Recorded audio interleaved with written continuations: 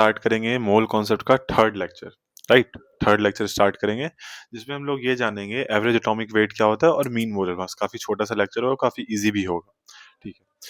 तो अभी तक जितना कुछ मैंने पढ़ाया, जैसे कि डेंसिटी के बारे में बताया, उससे पिछला लेक्चर था मोल्स निकालने के बारे में, मोल्स कैसे निकालते हैं। देन डेंसिटी दो तरह की होती है, रिलेटिव एब्सोल्यूट, सॉलिड लिक्विड्स के लिए अलग, गैसेस के लिए अलग, ठीक है। तो और वेपर डेंसिटी, ये जो दो तीन टॉपिक्स हैं ये काफी इंपॉर्टेंट है, ठीक है। ये भी इंपॉर्टेंट है, ऐसी बात नहीं है इंपॉर्टेंट नहीं है, पर वो ज्यादा इंपॉर्टेंट है। और इसके बाद हम लोग करेंगे कॉन्सेंट्रेशन टर्म्स, जो कि मोस्ट इंपॉर्टेंट टॉपिक है, मोस्ट इंपॉर्टेंट। ये 11 में भी काम आएगा, 12 में भी काम आएगा, ठीक है, कंसंट्रेशन टर्म्स। तो खैर अभी हम लोग स्टार्ट करते हैं फिलहाल एवरेज एटॉमिक वेट। तो एवरेज एटॉमिक वेट ये किसके लिए यूज होता है? Only use for isotopes, only use for isotopes. अब आइसोटोप्स किसी को नहीं पता है तो वो जान लो, isotopes have same atomic number. वैसे ये तो पता होना चाहिए पर फिर भी, क्योंकि 10th में ही पढ़ते हैं हम लोग।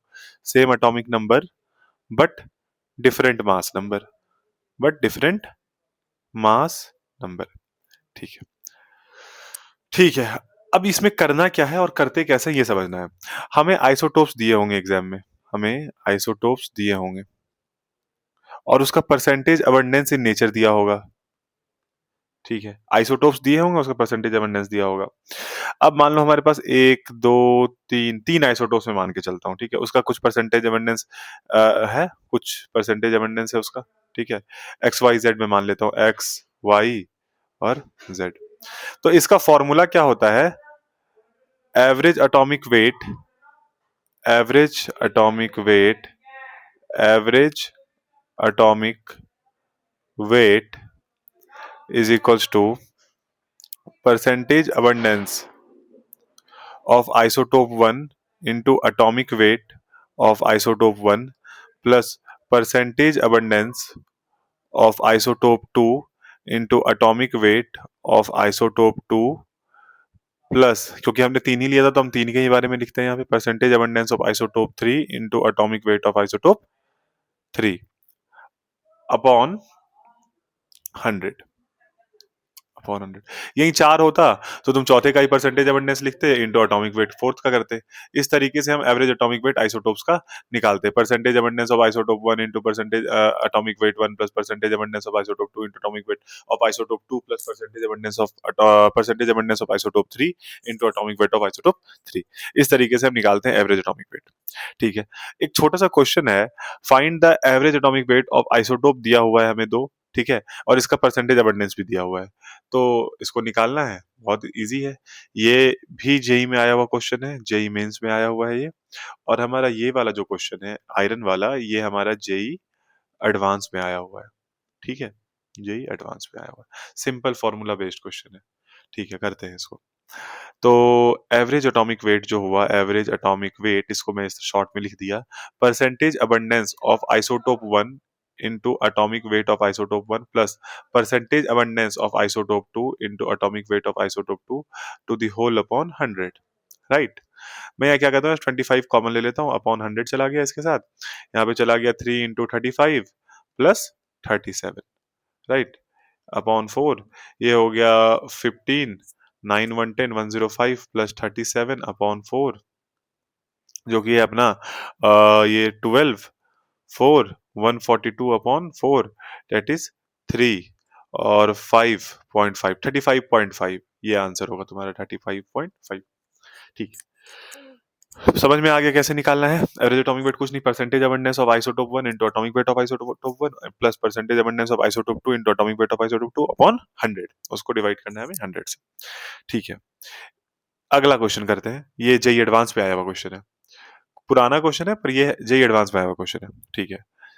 तो यहाँ भी एवरेज एटॉमिक वेट निकालना है, average atomic weight, percentage abundance of isotope 1 into atomic weight of isotope 1 plus percentage abundance of isotope 2 into atomic weight of isotope 2 plus percentage abundance of isotope 3 into atomic weight of isotope 3 to the whole upon 100, right. अब इसको multiply करके answer निकल जाएगा, बस यही करना था इसमें, ठीक है। एक और आता है मीन मोलर मास का कॉन्सेप्ट। किसका कॉन्सेप्ट आता है? मीन मोलर मास का, ठीक है। तो अब मीन मोलर मास क्या होता है, ये हम यूज करते हैं जनरली गैसियस मिक्सचर के लिए, ठीक है। अगर हमारे पास कोई गैसियस मिक्सचर है, जहाँ पे गैस 1 और गैस 2 है, तो मीन मोलर मास निकालना है। तो मीन मीन मोलर मास निकालते कैसे हैं? Mean molar mass is equals to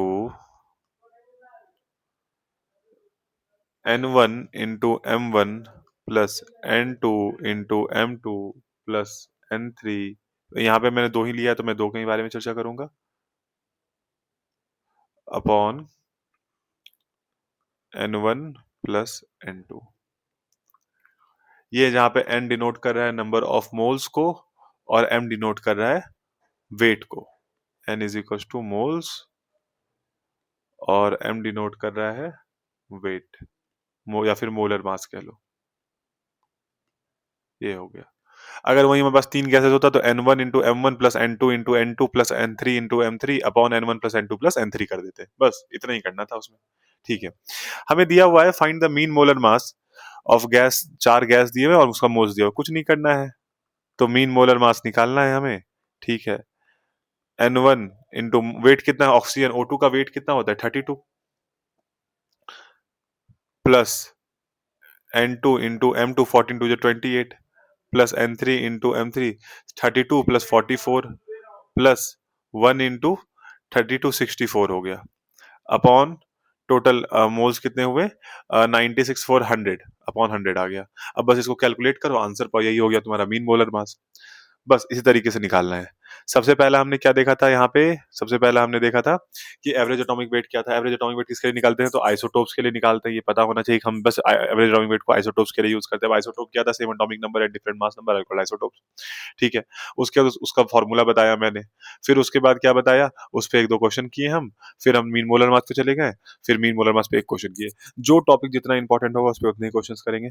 जो टॉपिक बहुत ज्यादा इंपॉर्टेंट नहीं है या बहुत ज्यादा रिपीटेड टॉपिक क्वेश्चन से नहीं आते हैं, तो उस पर हम बेकार का बहुत सारे क्वेश्चन करके अपना टाइम वेस्ट नहीं कर रहे होंगे।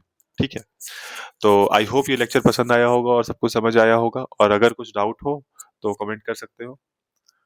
Thank you.